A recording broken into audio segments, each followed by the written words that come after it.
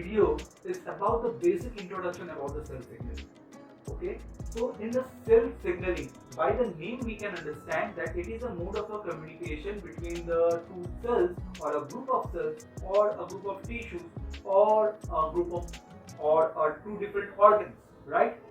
So in the cell signaling, if we basically understand, there is one signaling cell and there is one target cell.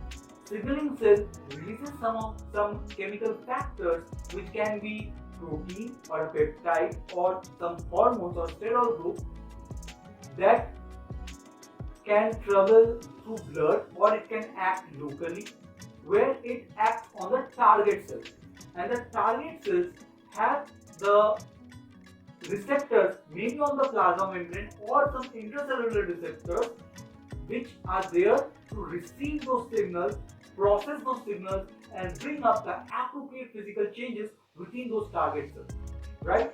So based on the distance between the signaling cell and the target cell, this signaling system can be categorized broadly into the four groups. The first one is the paracrine signaling, where the signaling cell or the signaling tissue or the signaling organ is distantly located from the target cell. So they release the chemical factors. These chemical factors get dissolved in the blood, they travel through the blood and reach their target tissue or a cell where they bring up their action, right? This is endocrine signaling. The next is the paracrine signaling. The paracrine signaling acts on the local region where the signaling cell and the target cell, they are close to each other. Okay, so the signaling cell releases the chemical factor or a signaling molecule, and this signaling molecule short life is very half so that it can act to the nearby region only. Okay, then this signaling molecule acts upon the target cell and do its job. The next one is the autocrine signaling. In the autocrine signaling, the same cell which releases this signaling molecule, that signaling molecule acts upon the same cell. This is called the autocrine signaling.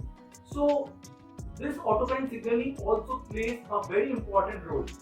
Now you see, in the immunology, while the activation of the T helper cells, they releases the interleukin 2, and the interleukin 2 acts on the same cell for its proliferation, generating the proliferation signal. So in this case, this is a classical example of a autocrine signaling.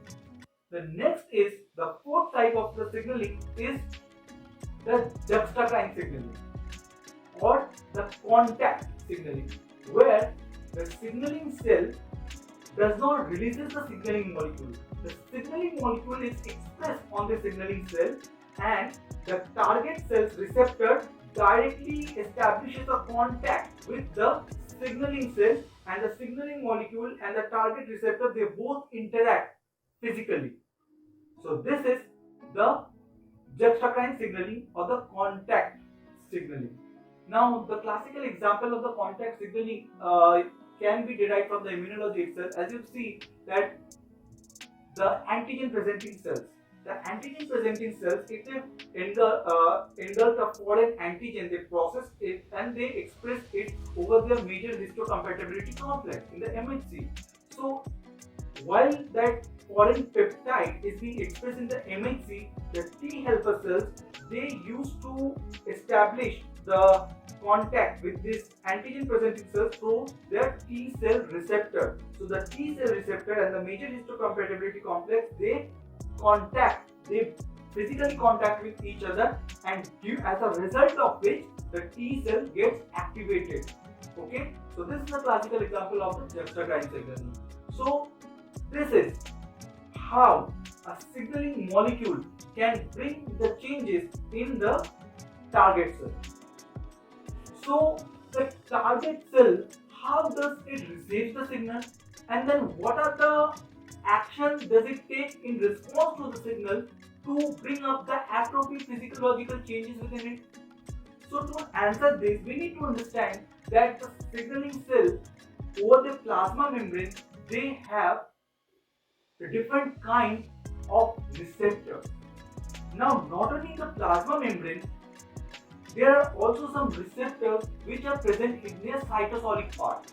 Okay, so the signaling molecule, as I said or mentioned before, the signaling molecule can be hydrophilic. If it is hydrophilic, then that signaling molecule can't enter that cell. Okay, it can't enter. It doesn't have the access to go inside the cell. That signaling molecule will only act on the plasma membrane and will only interact with the receptors that are present over the plasma membrane. But if the signaling molecule is hydrophobic, then that signaling molecule have the access to go inside the cell and they bind with the intracellular receptors which are waiting for them within the cytoplasm. Okay, so this is the way how this interaction between the signals and receptors is being mediated. So to understand, as I said, there are some receptors which are present on the plasma membrane, right? Now, broadly, those all receptors can be categorized into three groups. Okay, the first one is the G-coupled protein receptor.